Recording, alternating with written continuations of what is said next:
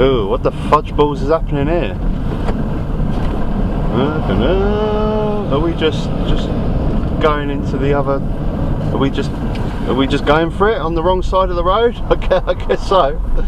All right, that was a bit of a weird one.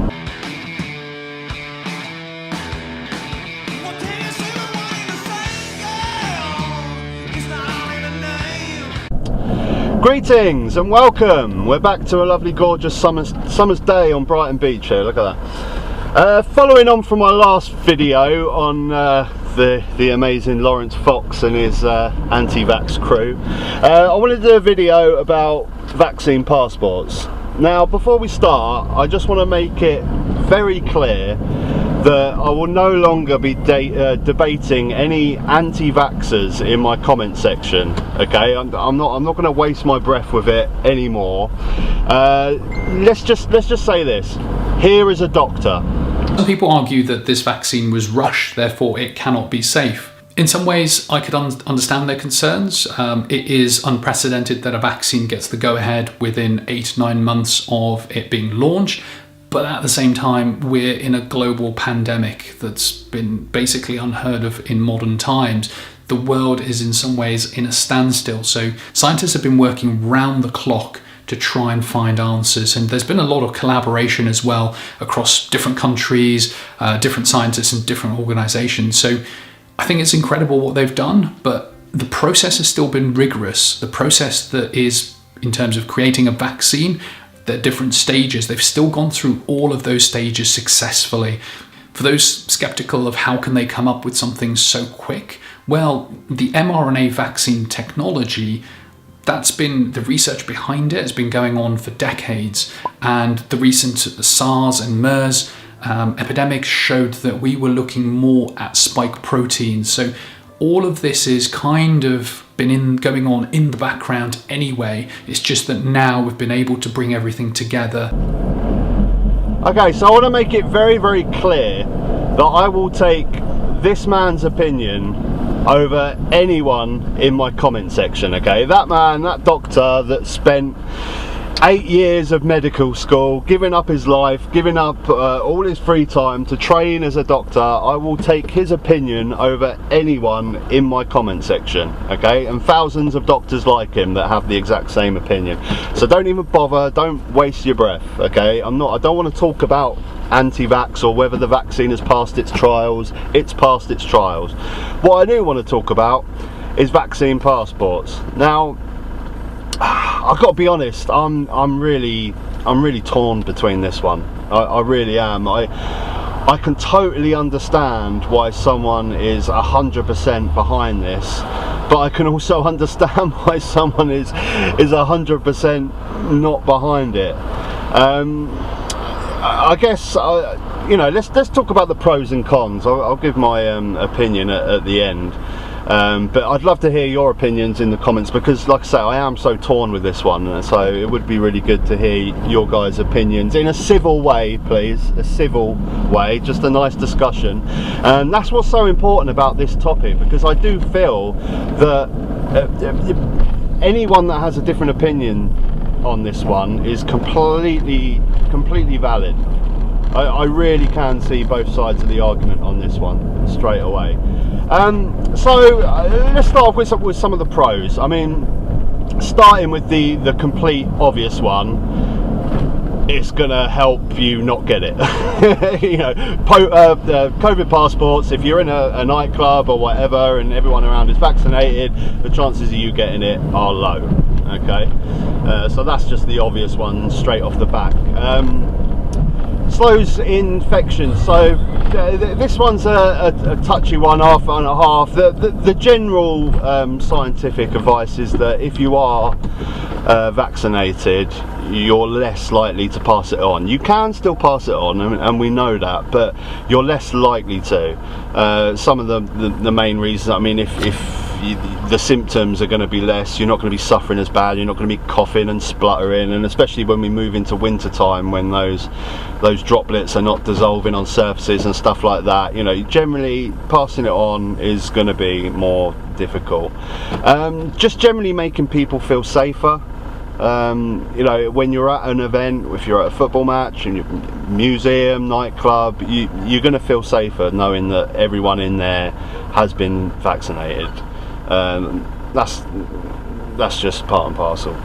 Air travel, I think whatever I feel about vaccine passports, air travel is a must. I think if you are travelling abroad, you have to expect that you're going to have to take this vaccine. We already have this in place when you go to Africa. You know, it's not new. It's something that we've had to deal with. So that, to me, is not an issue. If you want to travel abroad, you do have to get this vaccine, and obviously that's going to make things so much more safer when we know that everyone coming into the country is only coming in if they've been vaccinated.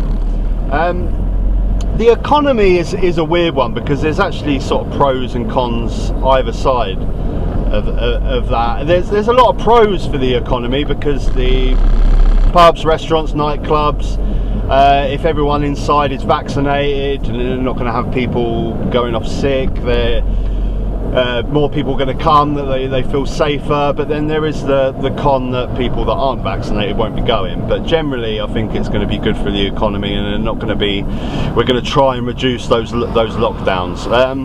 So they're the main pros. I've just come to my delivery spot pretty much, so we'll carry on with the negatives. Okay, so arguments against COVID passports. The main one's got to be just freedom, isn't it? You know, civil liberties. There's just something very, very innate inside me that just feels very uneasy about not being able to enter a museum, a nightclub, a sporting event without having an injection administered by the government. There's just something innately wrong with that, isn't there? And although I don't believe in Johnny conspiracy theorist down the road that is completely anti-vax, I think he's an absolute moron and an absolute idiot, but there's plenty of idiots in the world. Do I want to stop them living their lives, being able to do what they want to do? It doesn't sit with me. It really doesn't. And that sort of civil liberty, freedom thing, it goes along to another lot of subjects as well, like jobs, for instance. You know, so many companies now require you to have the vaccine to be able to start working for them, and it just doesn't sit well with me. It really doesn't. It makes me feel very uneasy. It's a two-tiered system, and like I say, although I think Johnny is an idiot, I don't want to restrict Johnny from being able to work. I don't want to restrict him from being able to visit a museum just because he doesn't want to get the jab. I don't like it. It's not good. Other things, disproportionately ethnic minorities are not taking this jab for various reasons. There's a lot of distrust with some ethnic minorities. Also, I think there's a religious aspect to it. A lot of churches are anti-vax, and more predominantly people of ethnic backgrounds go to church more than the British population. So again, that's going to be another thing to just divide this nation. It's bad enough as it is with opportunities for minorities in this country. The last thing they need is another thing to get in their way. It's not good. Data privacy is another one that I've heard.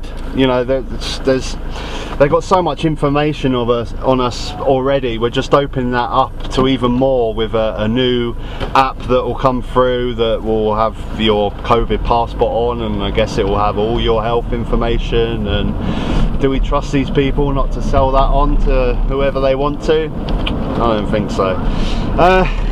But yeah, the whole freedoms thing, it makes me feel very, very uneasy, and I could really settle on either side of this argument. Like I said, I really could.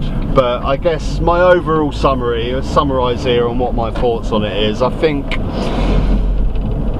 it's probably warranted for a very short amount of time, just to get the vaccinations up and just to get over this final hurdle with COVID, I think it might be necessary. But for me, there needs to be a definitive end and a definitive date where this stops. This doesn't go on forever. I can't have people. Is there a police car? I can hear it. I can't see it.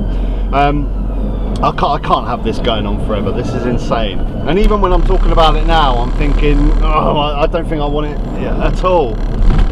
But it would help so much in the fight against COVID. I think it really, really will help. There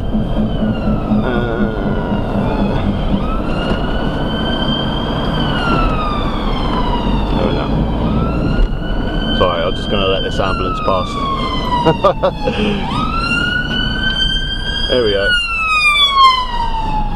There we go. Okay.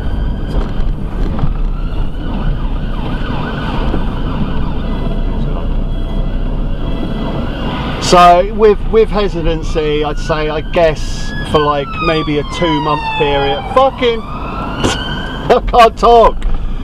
Police and ambulance, it's all kicking off. I'm trying to explain vaccine passports here, people. This is important. Yeah, so to summarise, I think I can take it. I could take it for like 2 months after we get the population, you know, the vaccination numbers up, but no more than that. And I'd want a definitive date, October the 1st, vaccine passports abolished, and we move on. Just to get over this last hurdle, I'm happy for it, but no longer than 2 months for me. But my opinion on this could change.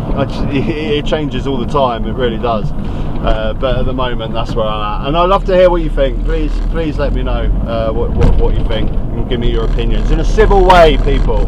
Okay, till next time, take care.